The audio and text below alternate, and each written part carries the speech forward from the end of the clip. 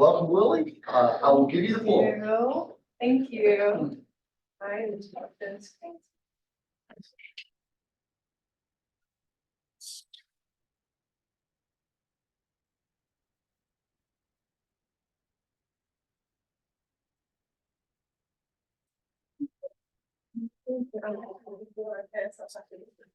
All right. Oh, sorry. Yeah. So I'm Lily, and today I'm going to be talking about my internship this past summer as a quantitative analyst. So just a quick agenda of today.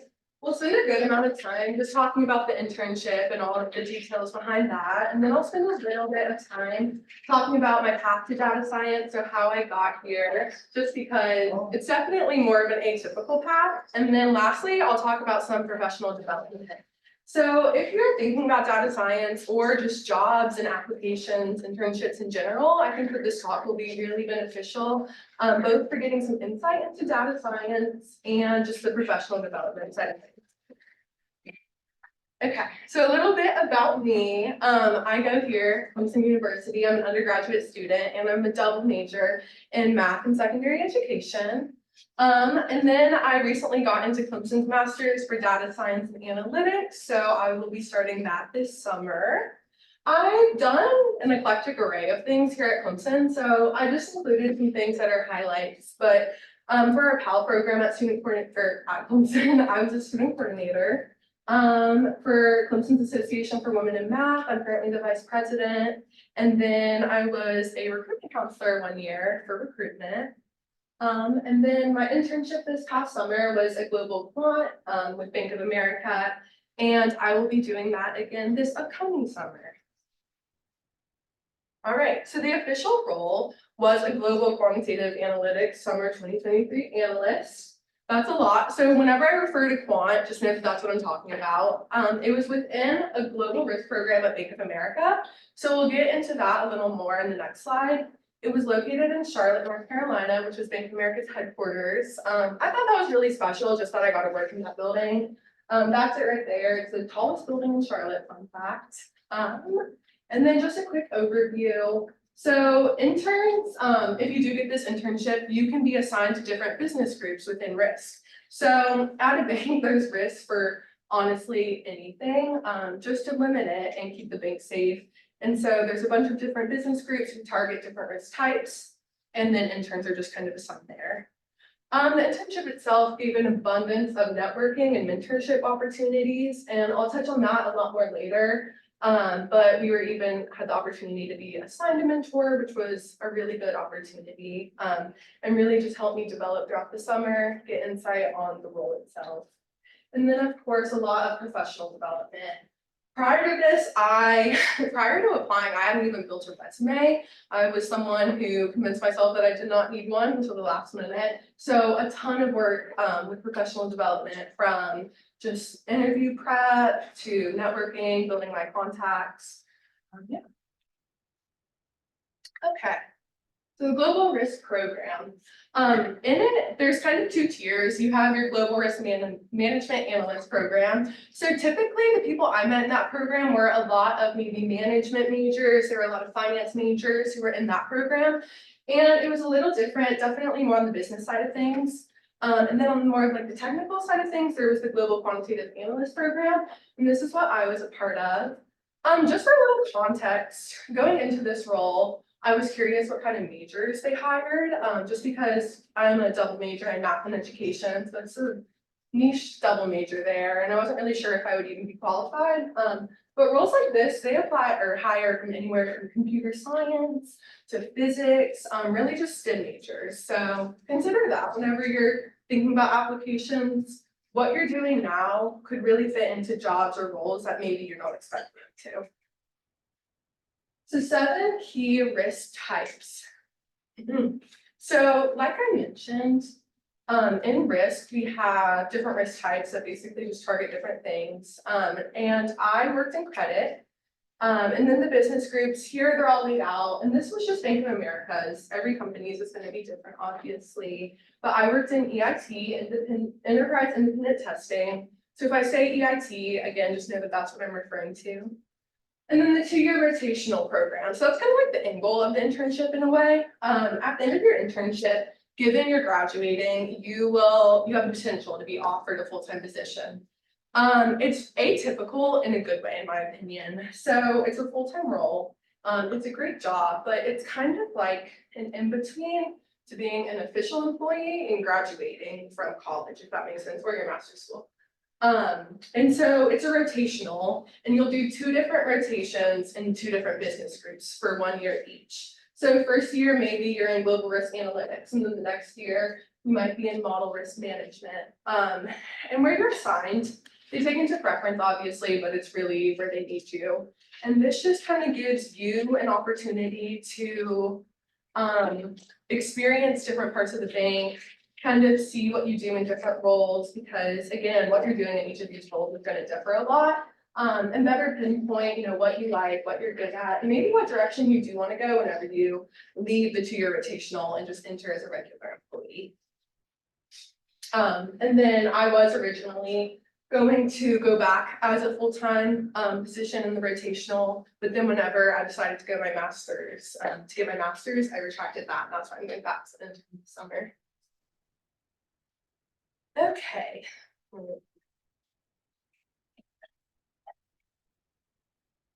All right, as I mentioned, I worked in EIT with 2 other interns. They were both QMAP interns. So the GR maps, they're the other ones who are in global risk. We would work with them a lot too. I just happened to be assigned on the team with 2 other QMAP interns. And what we did this summer was we worked on test automation. So first, I just kind of wanted to break down what risk testing is, kind of go over that with y'all. So really just the goal of risk testing and why we do it is to identify, minimize, and avoid risk. That's why there's so many different divisions within risk. There's a lot of different moving parts that kind of play into a bigger picture. So whenever it comes to risk testing, we work with someone called business partners, and they're the people who submit tests to be automated. And then again, that's what I did this summer was I took those tests and then we automated them onto a platform called Alteryx. The business partners are the owners of the test. So really in a way, EIT works for them.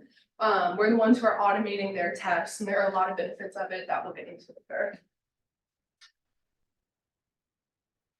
Okay, so what's Alteryx? So as I mentioned on the last slide, traditionally a test is manually done at Bank of America. And so EIT is in this long process of automating all the manual tests. So there are like thousands, tens of thousands of manual tests in EIT. And whenever I came in this summer, we were about 5 years in to automating all the tests, and it's about a 10-year plan. So we were about halfway done with all the test automations. Alteryx is where we do automate the test. So it's a data analytics tool that EIT used for working with data. So you can prepare, blend, and analyze data in something called a workflow. So just again, some more vocab. A workflow is down here at the bottom, and I will be referring to that a lot. It's also like a dashboard in a way. And so here, what we're kind of doing as, let me see.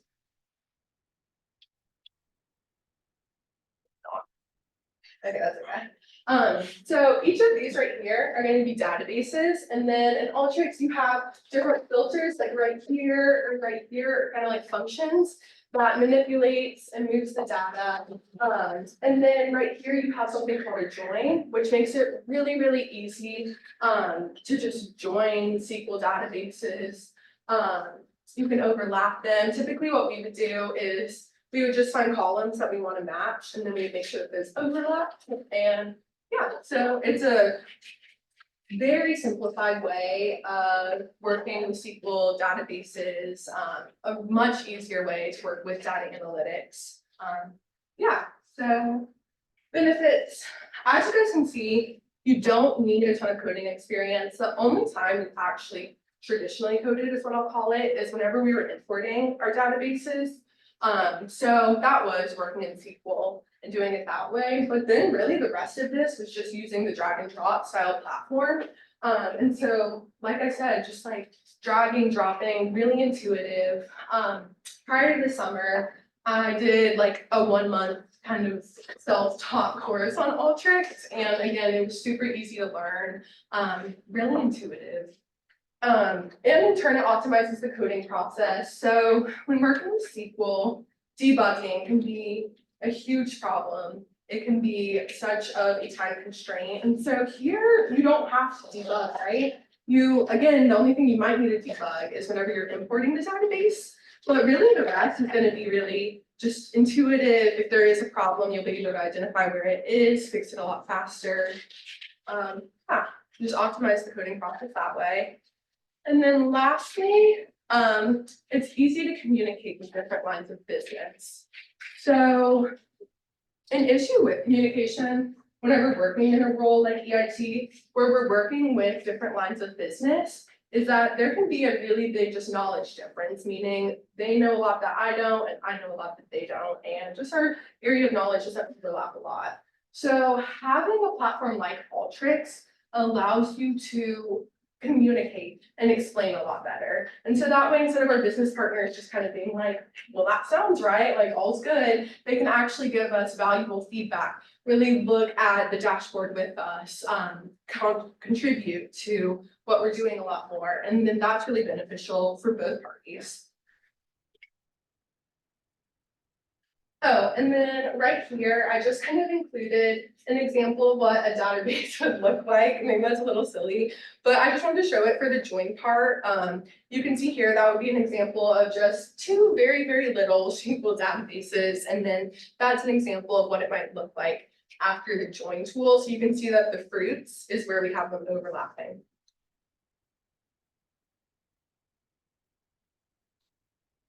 Okay. So the test automation process. So our team was assigned 6 United States business card tests, USBC, that's what I'm referring to. So the state that we got the test in were that they were waiting to be automated. So they had been on about a 6-month waiting period, which is typical for EIT, but it was time for them to be automated. We had supporting documents with them, which is very, very helpful. It's something our business partners make and other people in EIT contributed to as well. And it just breaks down what we're doing. It breaks down the problem in details, just because it's not like one function and then you're done. There's a lot that goes into it. And so again, it just breaks down the problem really well and allows us to kind of take that and then create the Alteryx dashboard from that. So again, there wasn't actual progress in Alteryx, no progress on the test automation itself. But the supporting documents helped a lot with pinpointing the database that we were going to use. And then target state was,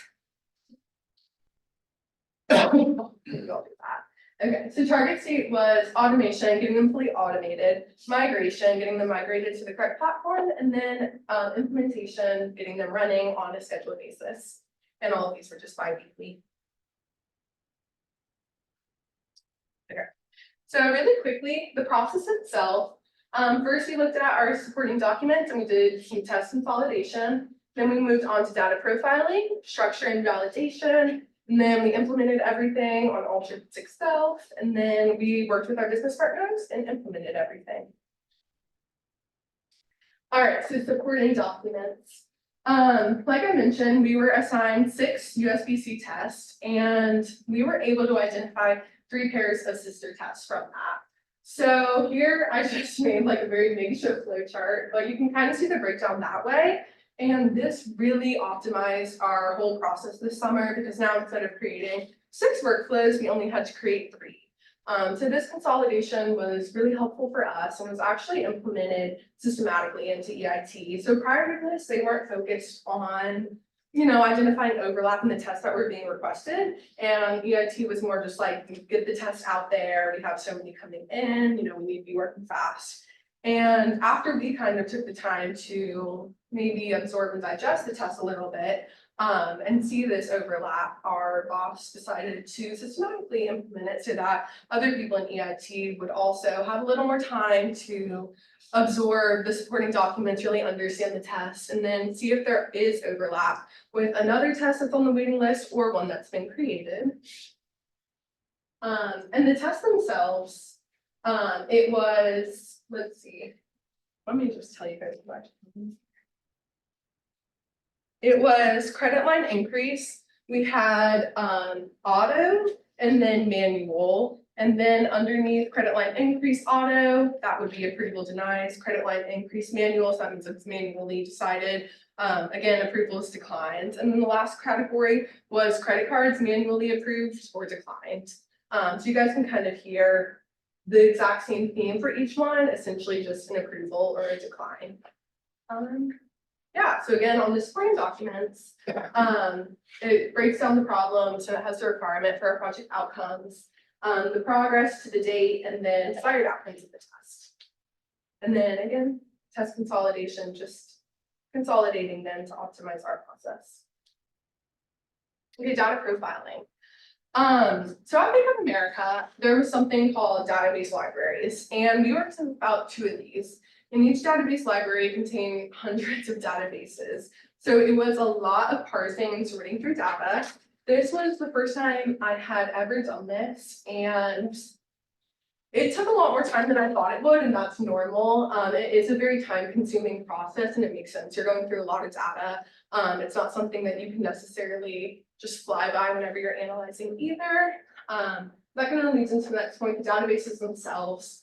Finding the correct variables deemed really hard, just because we would find a database that looked really well, and then whenever we actually implemented it into Alteryx, it wouldn't give us the results that we're wanting or looking for. And so it just took a while of kind of playing this game of finding a good database, importing it to Alteryx, and seeing if it worked. And then that again took a while, but eventually we were able to get there. Our business partners played a big role in helping us too. We were able to communicate them if maybe a database on the supporting document, if it wasn't working like it should, we could contact our business partners and try to sort things out a little faster that way. Again, we import our databases on Alteryx. That's going to be working with the SQL server, and then from there, you're just going to be on Alteryx. So we already kind of talked a little bit about joining, so we don't need to spend too much time on this, but as I mentioned to you guys, I'm validating the 2 databases, and then we can join them, and it creates just one large data set essentially, and then from there we have all the tests where we filter and test them and make sure that everything works well. So we also would discard variables that aren't needed if they're included in a data set. This is important just for memory and making sure that it's running faster software. And then again, testing validity. Sorry, you kind of mentioned that, but making sure that our variables in the data set is returning what we want it to. Okay, so the Alteryx workflow development. So once we have our databases in Alteryx, we have them joined, everything looks good. Then we started creating functions to test the data. And the way I thought about this is that it essentially returns a Boolean. And so what I mean by that is that it's going to flag if the test fails, and then it's going to keep running if the test doesn't. So ideally, the test just runs through all the filters, nothing gets flagged, and that means that it's in something called a green zone. And then if it is flagged, that's not an issue with the test. It obviously means that there's something going on regarding the test that's causing a flag for risk. And then the appropriate people at Bank of America would go and handle that essentially. It runs automatically. So we, and I'll talk about this a little more, but we implement it to something called a central operating platform. And this is just internal to the bank. Again, it runs on a bi-weekly schedule, and EIT has this big grid, and tests are either in a red zone, a yellow zone, or a green zone. If it's in a green zone, it's passing, I want to say from 100 to 97% of our tests. And so again, that means that risk is low statistically in that zone. Yellow zone, you guys can probably guess, means that risk is in between, like bad and good. Still getting flagged, need someone to look at it. And red is immediate action, something's going on, that's risky, and we need to handle it. And then that's just an example. So I've been using examples of 2 databases. I like this example because it imports a lot, and that was a thing this summer. We did not have just 2 databases. We had a big list of them and joined them all together that way. Okay. Business partner approval and implementation. So this is the final stage. Once we had everything working on Alteryx, we are able to meet with our business partners. Again, they're the owners and the initiators of the test, and they're frontline employees. So I wanted to mention this, that for Bank of America at least, there were kind of 3 different lines. So you have your first line who are going to be, our business partners. They're kind of like the first stage of risk. And then you would have your second line, which would be me, EIT, just all of risk really in general. And our goal is essentially to minimize risk of frontline. And then you have your third line, who might be an area like audit. And they are going to minimize risk for the second line. And this structure just, again, helps keep risk really low in the bank. And that's why I kind of say, like, we work for them in a way.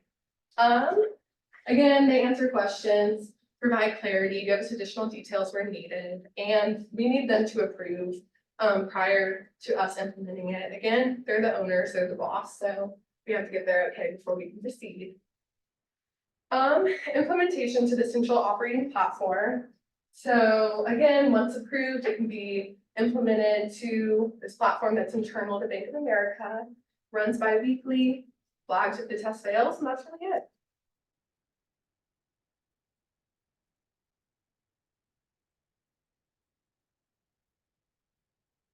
Okay. The benefits of test automation. There's a lot of benefits. These are the ones that just kind of stood out to me that I wanted to mention, but cost. So that's probably one of the biggest benefits. Each test that's manually done costs Bank of America $65K annually. So in other words, by automating a test, we save Bank of America $65K annually. There were 6 tests. That means that we saved Bank of America almost $400,000 annually. So yeah, very cost efficient to automate tests. It makes it reproducible.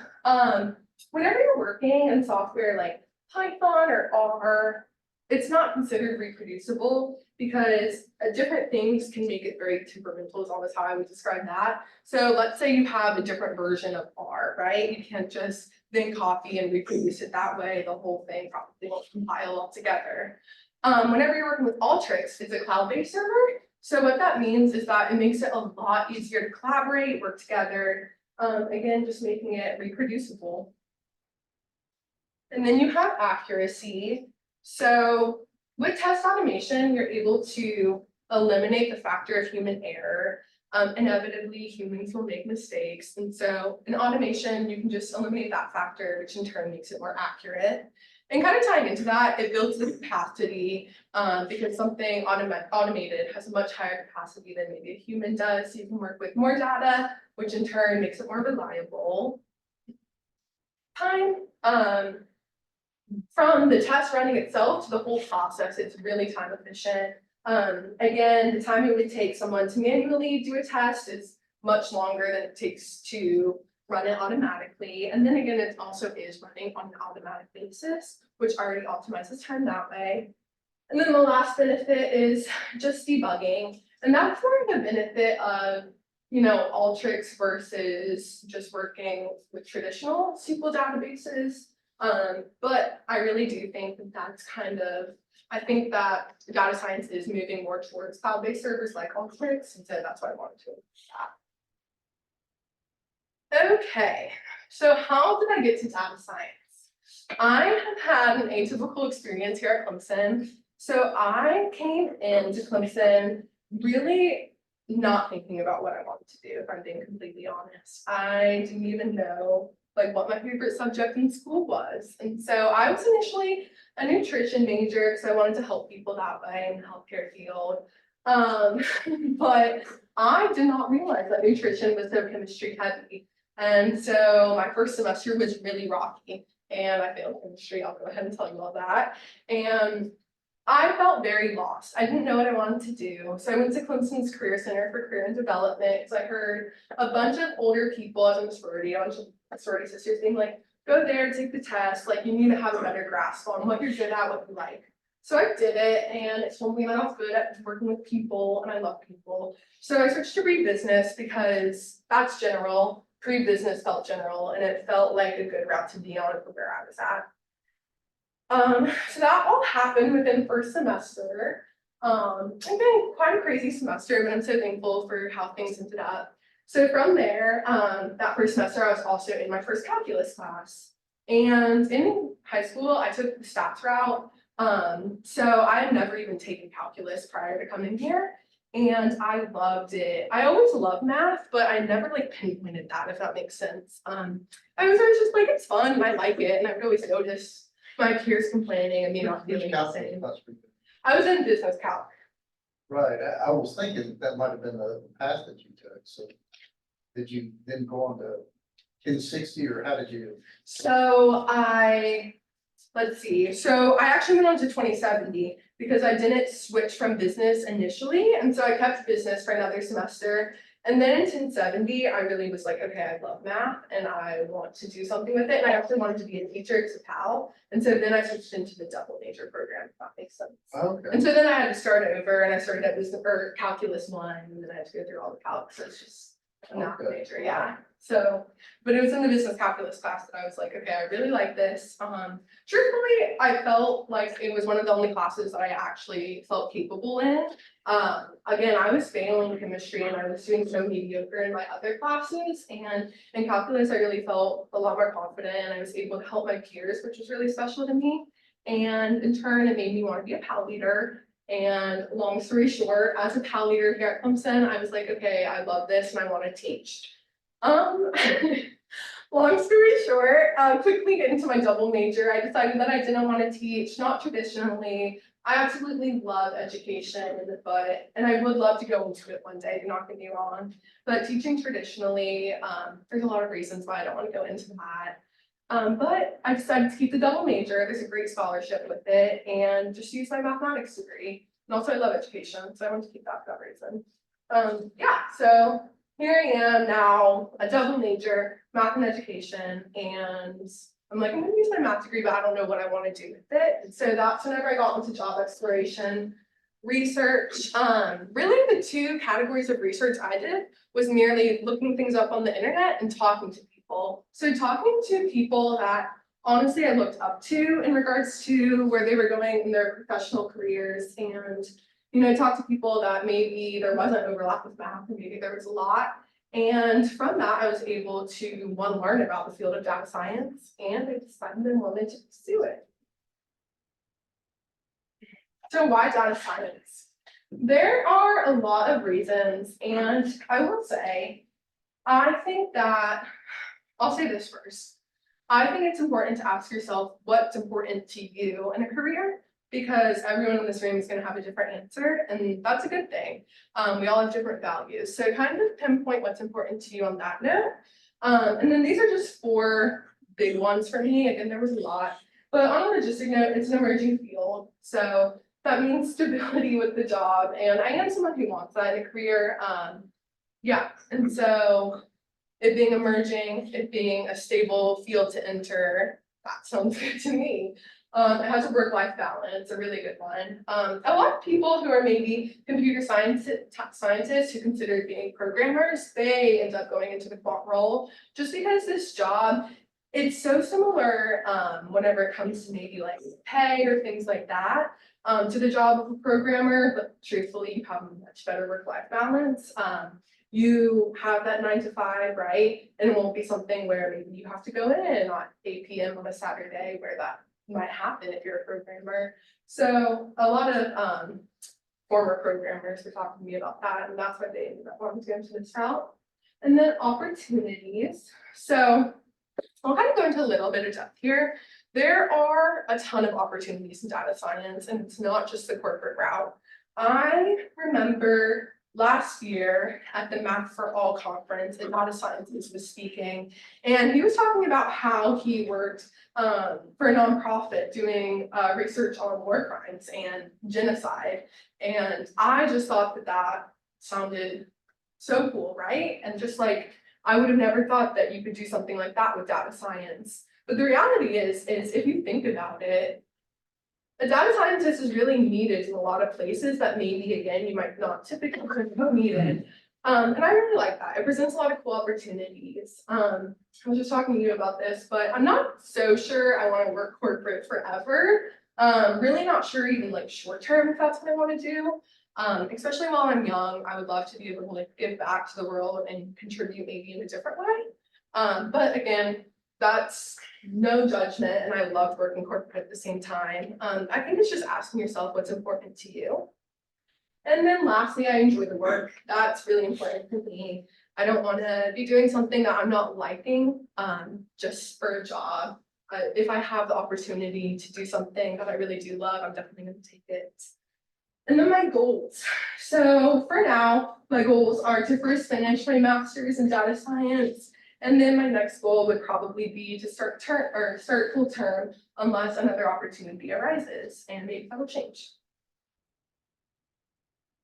Okay, professional development pre-internship is what that says. So again, first researching different roles. I kind of already touched on that, but just spending a good time knowing the different roles that are out there.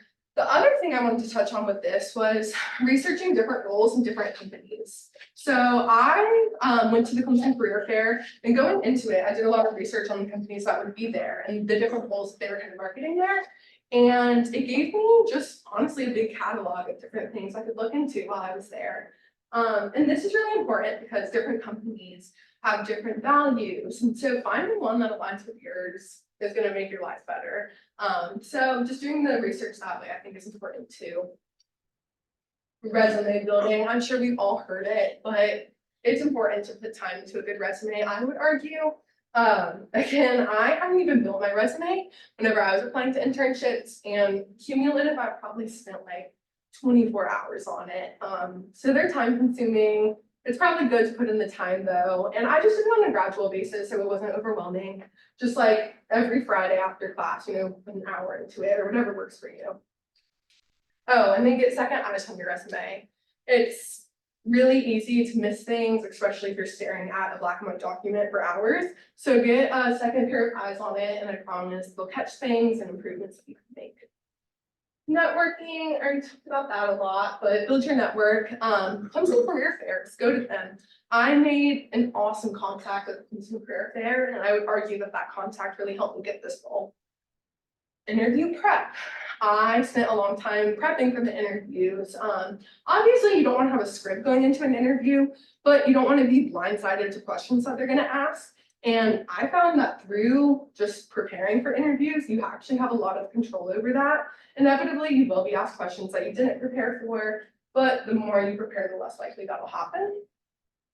Building a quality LinkedIn.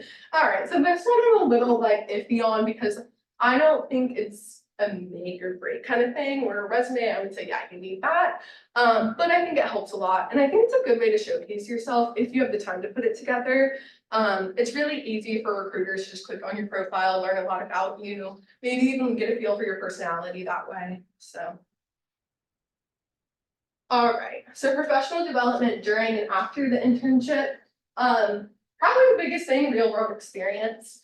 I definitely feel this way, and I think it's true for a lot of people. You probably learn the most doing something, really just getting yourself in something, diving into it, and really learning hands-on that way. So I think real world experience, you know, there's nothing like it. And so, yeah, I'm really grateful that I was able to do this summer.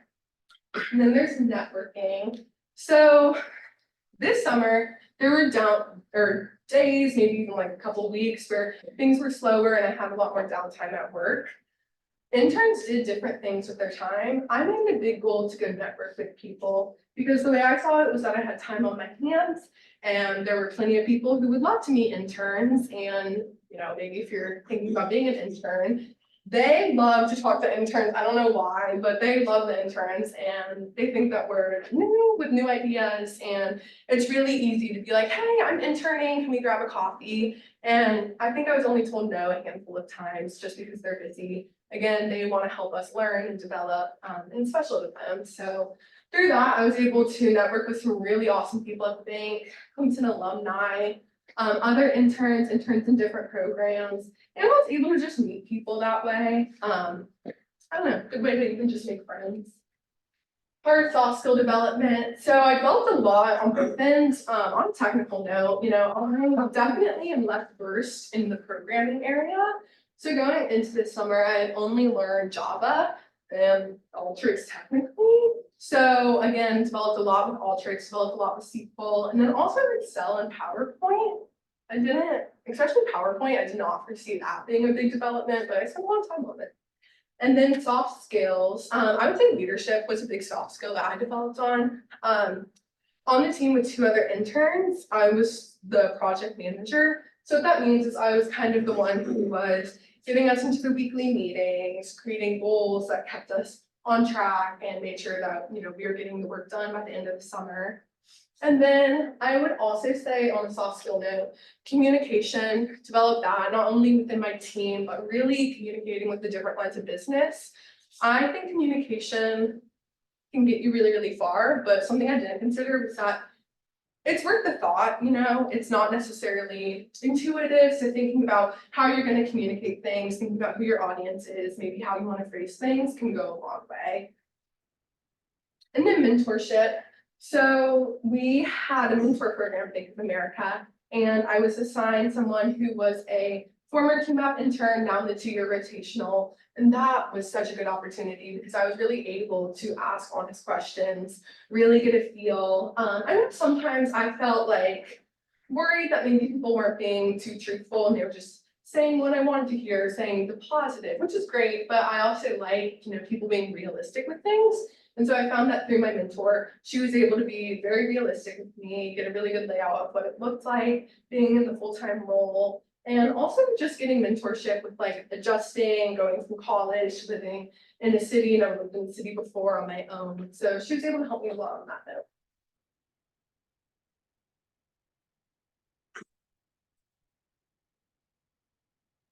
Oh, that's it.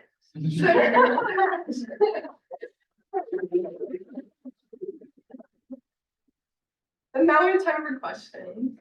Yeah, any questions? Yeah. I'm a bit unclear on what you mean by risk at the beginning. So are you thinking like your clients are people that are trying to apply for a credit card and you're determining whether or not they're a risky investment? Yeah, Okay. that's a great question. So what we were looking at, so I guess first I'll say, looking at risk in general, it's general. Like I said, there's risk for really anything and everything.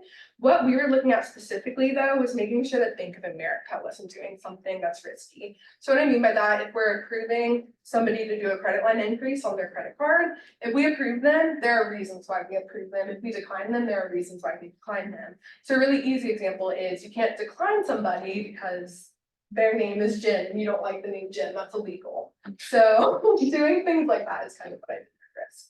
And so you previously the bank had been doing this all manually. Mhm. And so you were through the internship doing like automating that process. Yes. Okay. Yep, and then the supporting document, it essentially kind of breaks down the manual steps. And so then we can take those manual steps and then convert it or translate it kind of into the software, if that makes sense. So it's, so moving forward, banks like this, so they're gonna automate whether they're gonna give you a credit card or something or not. Yeah, I mean, I think that, Or does the bank prepare for the blowback that they're gonna get, like, the people that are like rejected, say, oh, some machine rejected it, they're gonna get very angry. So they have to probably at some point have a human that this person can talk to. yeah, and so, yes, and even just the hesitance towards automation is such a, honestly, not a problem, but maybe a problem in general. It was something that I was actually able to connect with, there's a whole team about it, and just employees were hesitant towards automation. I think a lot of people hear automation and they think less jobs, right? Like robots doing the jobs, and so putting yourself in the shoes of somebody who maybe is thinking that, it kind of makes sense if you don't have a lot of knowledge, right? But the reality is that automation creates a lot of jobs. It just creates new jobs.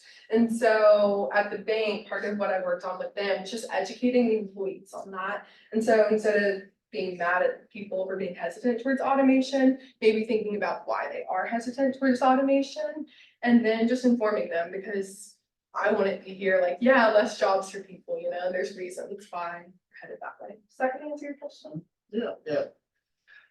So what was, so when you're there as an intern, I would assume that the company's investment in you, or for all the interns, is they're looking at all of you as potential future employees. Mhm. So what do they do about that? I mean, you were saying something about they switch you around and let you try different things and, do they give you feedback on what they think you're good at and that kind of thing? Yeah, so we'll have like meetings throughout the summer. I think technically 2 big meetings or 3 big meetings with your bosses. So I was assigned 2 managers, and these meetings typically happen beginning of the summer, middle of the summer, and end of the summer, and they're status reports. And so they will analyze you on different things. So they'll analyze you on leadership, on analytical skills, on communication. And so you'll be able to get feedback that way. If you're in a role, let's say you're assigned a division of the bank that you really don't like, unfortunately, you're not able to switch mid internship. But whenever you come into the 2-year rotational, you won't be assigned in the same place. So I will not be assigned in the EIT, not this upcoming summer. And if I go into the 2-year rotational, I won't be in EIT. I'm kind of done with EIT for now, if that makes sense. And so that we can get experience in different parts of the banks, and then also understand what different parts of the bank do, and in turn better pinpoint what us as individuals like to do. And then whenever it comes to, prior to the internship or the 2-year rotational, they definitely take into account your interests and, your experience. So I was working on a team that was SQL heavy. Other teams maybe worked with software that was Python heavy. So they take into account things like that and make sure that you're placed somewhere that you do have those technical skills. Questions? You said you met someone at the career fair that really helped you get this job. I was curious, was it like a Bank of America employee, like Bank of America was at the career fair? Yeah, so coming into the career fair, I took it very seriously, and I really recommend doing that. So come professionally dressed, have your resumes printed, do all the things. And so also do your research on the company. So going into it, I had researched Bank of America because they were listed as a company that would be there, and I saw their internship for the QMAP. And so whenever I went there, I made it a goal. I had a list of companies that I wanted to talk to specifically. Bank of America was on that list. So whenever I came, gave them my resume and then mentioned the internship, just from that, they were super impressed. And right off the bat, her name was Valerie, and me and her just really hit it off. And then also, I'll say this too, because I know I need to hear it, taking a breath and being a human at the career fair. I remember whenever Valerie and I first met, like we were laughing and making jokes. And I think that went a long way too, because it just shows like you're human, that you have a personality too, but then you're also professional and you care. And so you're showing up, you're bringing your resume, you're coming prepared. I think that goes a long way. And we've all heard the quote before, it's not what you know, it's who you know. And I will say, I do think that that's true to a degree. I do think that knowing the right people can get you far. Other questions? Alright. Oh, go ahead. Like what in your academic background you think like helped you the most during your internship, That's a great, or maybe even land the internship? Yeah. That's a great question. I think on a logistic note, I think just being a math major, right, in STEM, and then also having that double major with education, I think that gave me a unique edge in the sense that, math to me says technical skills, and that education degree says a lot of soft skills. So I think like maybe that's part of it was just my combination, but I really think a lot of it had to do with my willingness to learn. So in the interview, they asked me questions about programming, for example, and instead of sitting there lying and trying to come up with an answer, I was really honest. And I was like, I am a math major. I have not taken a computer science class yet. This was part of a Java class. And I just told them, but I want to learn. I want to get into this field, and I'm willing to do the work. But I'm going to be honest, I'm not going to sit here and lie to you. And I think that got me a really long way too, of just wanting to learn, putting it out there that you're hardworking. So you were saying that they had people in physics and, because an internship like this sounds like they'd be interested in business majors, right? But it shows you the power of the STEM degree, because what they're looking for, they're not looking for somebody to solve physics equations, but what they're looking for are those analytical skills. Exactly. Right? That's exactly right. Yeah. And same with like math, even I feel like in my curriculum in retrospect, a lot of what I learned is very interesting and theoretical, but it's not necessarily gonna be applicable to this role, is what I found. But again, it's those analytical skills, it's kind of how math and computer science kind of overlap, and it's with that logical thinking. So yeah, Yeah, my pleasure is. Yeah, it's problem solving, and it's finest, I think.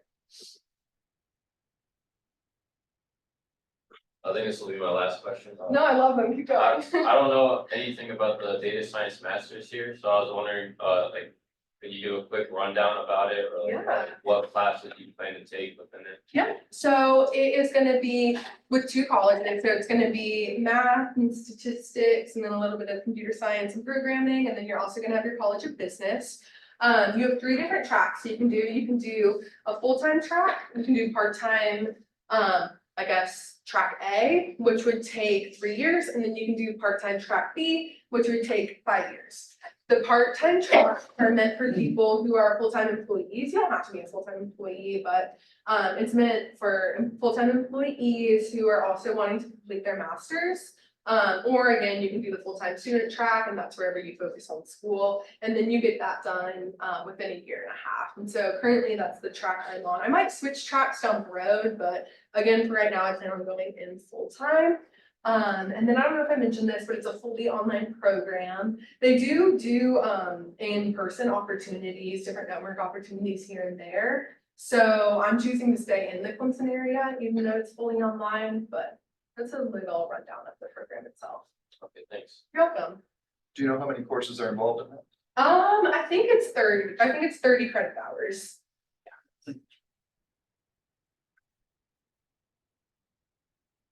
Other questions? All right, let's thank Lily. Happy spring break, everybody have fun, be safe, but have a lot of fun, and we'll see you 2 weeks from today, it'll be an exciting What, one. no math club on Friday is spring break? No, man, I'm gonna be in the river, so. Awesome. Thank you guys for coming. Eat the pizza.